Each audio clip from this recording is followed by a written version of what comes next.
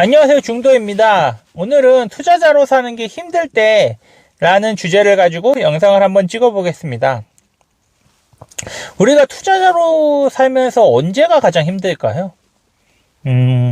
주식 같은 경우는 이제 시장이 폭락할 때죠. 그래서 내 기업의 그 실적과 밸류와는 별도로 그냥 내가 아무것도 할 수가 없고 그냥 시장이 폭락하는 거예요.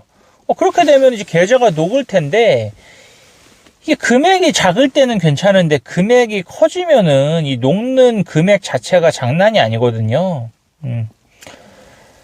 그러면은 이게 굉장히 상실감, 허탈감, 이게 사이버머니로 느껴지면서 굉장히 정신적으로, 그다음에 육체적으로 힘들어요.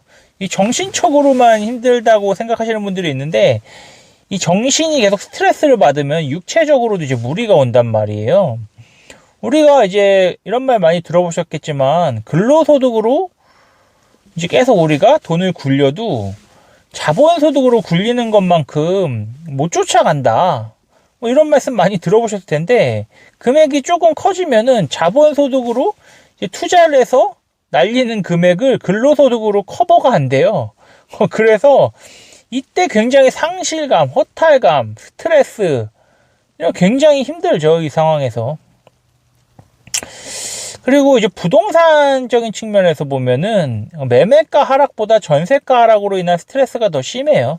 왜냐면 매매가는 안 팔면 되는데, 이 전세가 같은 경우 역전세가 나기 시작하면은 굉장히 힘들죠. 그리고 또 전세가 안 나갔을 때도 굉장히 힘들고, 그리고 또 가끔 세입자랑 여러 가지 이제 갈등이 생겼을 때 이때도 굉장히 힘들죠. 그래서 이 주식, 부동산 다 어쨌든 시장이 하락하고, 특히 매크로적인 이슈로 인해서 시장이 하락할 때 힘듭니다. 이때 가장 힘들고요. 두 번째는 질투는 소리 없는 살인자다라는 말이 있는데요. 만약에 내가 1,000만 원이 있고 친구가 1,000만 원이 있는데 둘 다 100만 원씩 벌면은 둘 다 해피한데, 내가 100만 원 버는데 친구가 300만 원 벌어. 그럼 이제 질투가 날 거 아니에요. 그래서 이때 이제 스트레스를 받는다 이거죠. 근데 만약에 내가 1,000만 원이 있고 친구가 1,000만 원이 있는데, 내가 마이너스 100만 원이 되고 친구가 마이너스 300만 원이 돼. 그러면 사람은 되게 간사한 게 스트레스를 덜 받아요.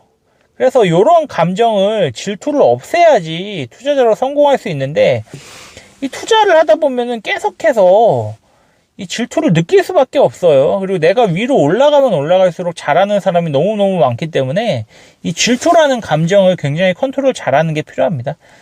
그래서 이게 두 번째로 힘든 점이고, 세 번째는 내가 만약에 현금을 50%, 주식을 50% 갖고 있는데 주식이 급등해요.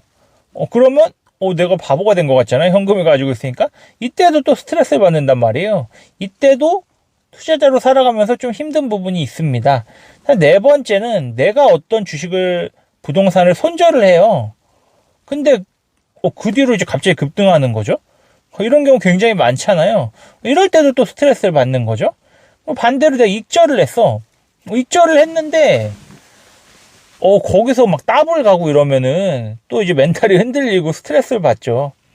그래서 이게 투자라는 게 결국은 도 닦는 거를 계속 한다고 보시면 되는데, 그래서 계속 하다 보면은 감정이 점점 없어져요. 그래서 이제 다섯 번째가 감정적으로 기복이 적어져요. 그러다 보면은 이 인간관계에서 공감 능력이 부족해집니다.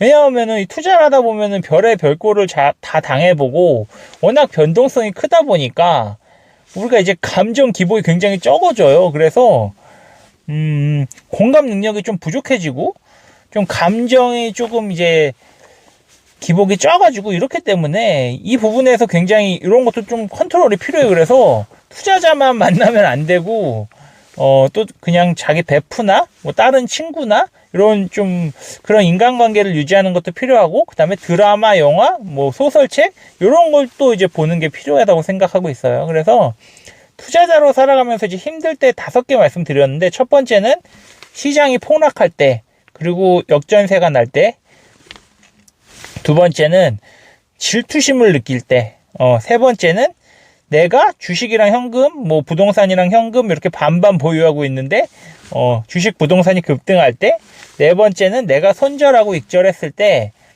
손절했을 때는 그 주식이 급등하고 익절했을 때 그 주식이 더 급등했을 때 이때도 스트레스를 받고, 다섯 번째는 투자를 계속 하다 보면 우리가 공감 능력이 부족해져요. 그리고 감정 기복이 굉장히 적어지기 때문에 사람이 좀 로봇 같아지는 게 있거든요.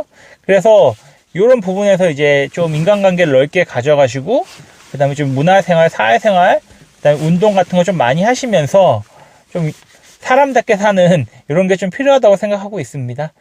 오늘은 투자자로 사는 게 힘들 때라는 주제를 가지고 한번 말씀드려 봤고요. 좋아요, 알람 설정, 구독하기 부탁드립니다.